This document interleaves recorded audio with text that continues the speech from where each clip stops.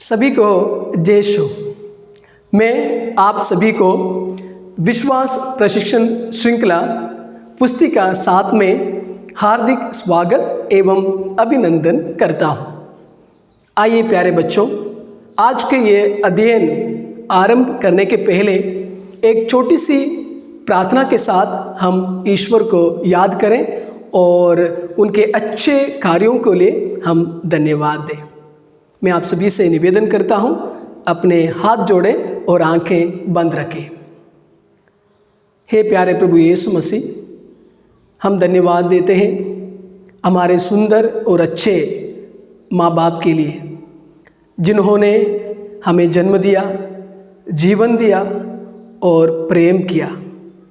हम भी आपके साथ साथ अपने माता पिताओं को प्यार करते हैं, उन्हें आदर सम्मान देते हैं और उनको हम धन्यवाद अदा करते हैं। हम आपसे यही विनती दुआ करते हैं कि प्रभु हमारे माता पिताओं को और हम सबों को आपके छत्र छाया में सुरक्षित रखिए, अच्छे स्वास्थ्य प्रदान करिए, ताकि हम आपके वचनों को सही तरह से समझें, पढ़ें और उसके आधारित हमारे जीवन व्यतीत कर सकें। यह निवेदन स्वीकार कर हमारे प्रभु क्रिस्त के द्वारा, आमीन। प्यारे बच्चों, मैं जानता हूं और पक्का विश्वास है मुझे कि पिछले अध्ययन में जो 7 प्रश्न मैं आप लोगों को दिया था, आप लोगों ने समय निकालकर उन 7 प्रश्नों का उत्तर ढूंढकर आए होंगे। आपके उत्तरों को आपके हाथ में रखिए और मैं अपना उत्तर बताऊंगा और साथ ही साथ आप मिलान कीजिए। तो 5वें पाठ का सबसे पहला प्रश्न है, पुराने विधान में विश्राम दिवस किस दिन मनाया जाता था और क्यों? और पहला प्रश्न का उत्तर है, पुराने विधान में इस्राएली लोग शनिवार को सप्ताह का 7वें दिन अर्थात अंतिम दिन मनाते थे और इसे साबत के रूप में भी मनाते थे। साबत को हम विश्राम दिवस कहते हैं। दूसरा प्रश्न है, इस्राएली साबत के दिन का समारोह कैसे मनाते थे? इस प्रश्न का उत्तर है, इस्राएली साबत के दिन का समारोह अपनी आज़ादी की याद करते हुए स्वतंत्रता दिवस के रूप में मनाते थे और उन दिनों भले और अच्छे कार्य भी करते थे। 5वें पाठ का तीसरा प्रश्न है, हम रविवार को प्रभु के दिन के रूप में क्यों मनाते हैं? और इसका उत्तर है, प्रभु यीशु हम जानते हैं मृतकों में से जी उठे हैं और वो भी रविवार के दिन जी उठे हैं। और इतना भी नहीं कि रविवार के दिन प्रभु यीशु पुनर्जीवित होकर अपने शिष्यों को दर्शन दिए, इसलिए हम रविवार को विश्राम दिवस के रूप में मनाते हैं। 5वें पाठ का चौथा प्रश्न है, प्रभु के दिन के अन्य नाम बताइए। उत्तर है, विश्राम दिवस, स्मरण दिवस, मुक्ति दिवस, धन्यवाद दिवस और पवित्र दिवस। 5वां प्रश्न है, प्रभु के दिन को विश्राम दिवस के रूप में कैसे मनाएंगे? हम जानते हैं रविवार ईश्वर को समर्पित एक विशेष दिन है। इस दिन हम मंदिर जाते हैं और ईश्वर से दुआ प्रार्थना करते हैं। 6 दिन हम काम करते हैं, एक दिन यानी रविवार के दिन हम विश्राम करते हैं, इसलिए हम इस दिन को आदर सम्मान देते हुए हम ईश्वर के साथ समर्पित करते हैं। 6ठा प्रश्न है, प्रभु का दिन किस प्रकार एक स्मरण दिवस है? इसका उत्तर है, इस दिन हम प्रभु यीशु के अच्छे कार्य, भले कार्य और प्रभु यीशु के मृत्यु और पुनरुत्थान को हम याद करते हैं, इसलिए इस दिन को हम स्मरण दिवस कहते हैं। 5वें पाठ के लास्ट और अंतिम प्रश्न है, प्रभु का दिन किस प्रकार एक धन्यवाद दिवस है? प्यारे बच्चों, हम जानते हैं प्रभु का दिन यानी रविवार में हम कहाँ एकत्रित होते हैं? जरूर गिरजाघर में हम एकत्रित होते हैं।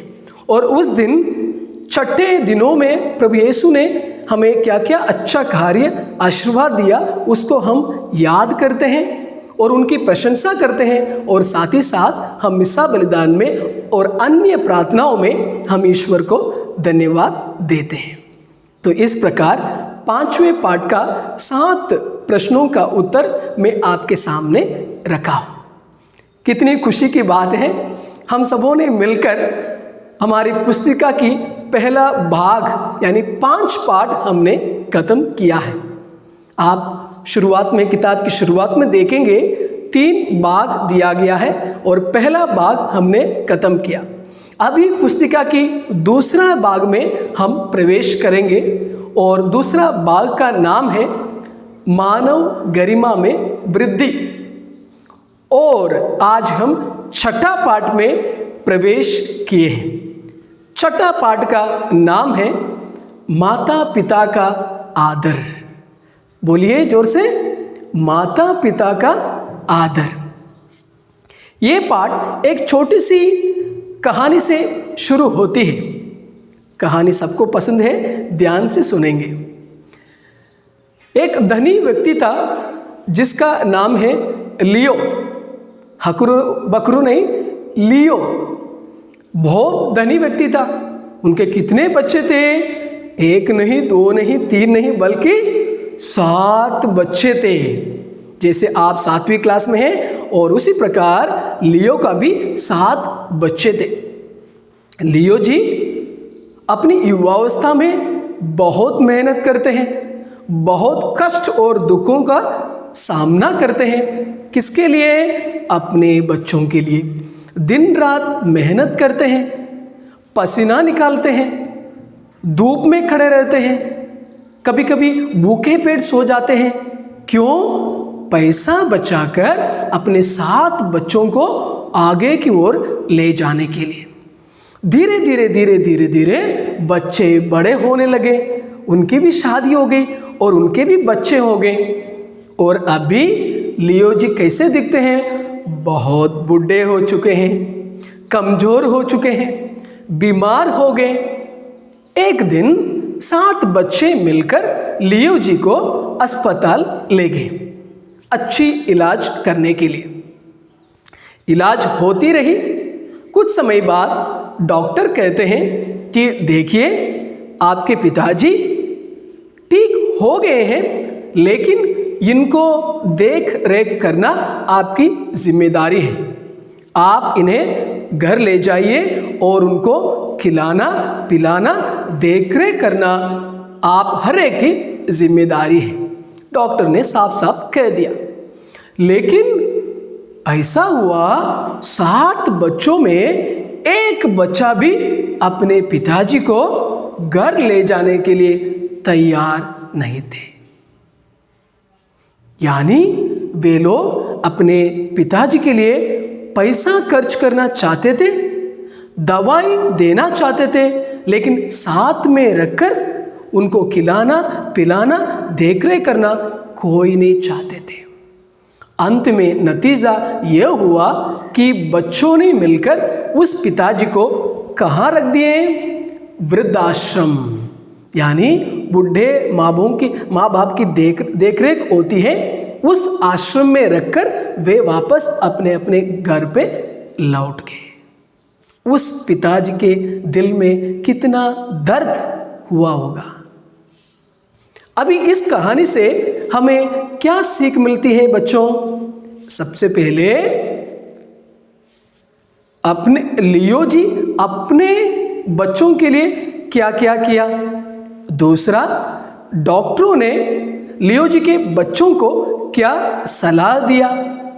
तीसरा, लियो जी को क्या पसंद आया, बच्चों का पैसा या उनकी देखरेख। और अंतिम प्रश्न है, हमें इस कहानी से क्या सीख मिलती है। और थोड़ा आगे जाएंगे, किताब में दिया है हमारे माता पिता जब हम लियो और उनके बच्चों के बारे में सोचते हैं तो अपनी परिवार की याद आती है। आपके घर पे भी अच्छे माँ बाप रहते हैं, कितनी तकलीफ उठाए होंगे उन्होंने, कितना प्रेम करते हैं उन्होंने आपको, कितना व्यवस्था कराते हैं आपके लिए, कहाँ कहाँ ले जाते हैं आपको घुमाने के लिए। जब आप बीमार हो जाते हैं तुरंत मम्मी या पापा आपको लेकर दौड़ते हैं, कहाँ पर? अस्पताल में। जब तक आप ठीक नहीं होते तो मम्मी पापा भी दुखी हो जाते हैं। जब आप खुश रहते हैं मम्मी पापा भी खुश रहते हैं। तो इसी प्रकार ईश्वर से या ईश्वर के आगे या ईश्वर के बाद हमको यदि अच्छा से प्यार करता है वो कौन हो सकता है? सिर्फ अपने माँ बाप भी हो सकते हैं। तो इसलिए माँ बाप को प्यार करना हमारा कर्तव्य है। ये नहीं कि आज मैं प्यार करूँगा और कल मैं प्यार नहीं करूँगा, जब मम्मी लड्डू खिलाएगी या रसगुल्ला खिलाएगी तब मैं प्यार करूँगी, ऐसा नहीं करने का। हमको हर दिन और हर पल मम्मी पापा को प्यार करना चाहिए। और जब भी उनसे कुछ सेवा करना है तो हमेशा तैयार रहना है। खास करके जब मम्मी पापा बीमार हो जाते हैं ना तो हमारा कर्तव्य सबसे पहले दौड़ कर जाना है, पूछना है क्या मम्मी आपके लिए गर्म पानी लाऊं, भोजन लाऊं, दवाई लाऊं इत्यादि हम पूछेंगे तो मम्मी पापा को बहुत खुश हो जाएंगे, उनको बहुत अच्छा लगेगा। क्या आप लोग करेंगे?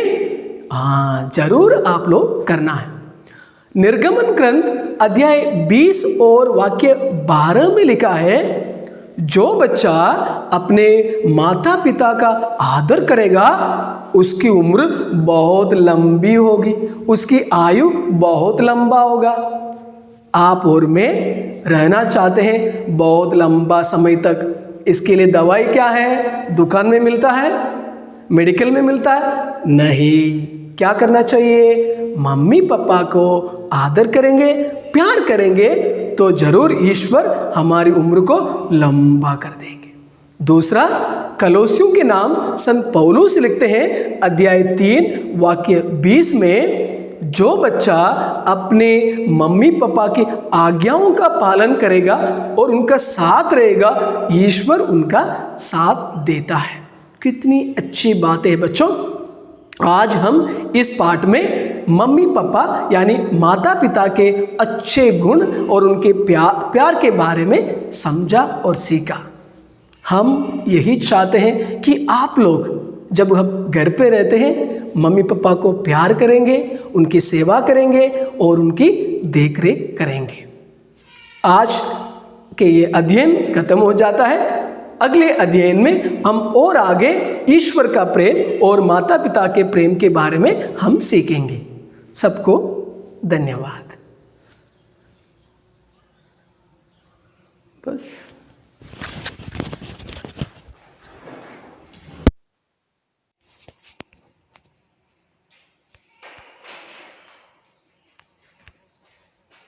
ये रिकॉर्डिंग चल रहा है। राइट करने के बाद इसे बंद करें।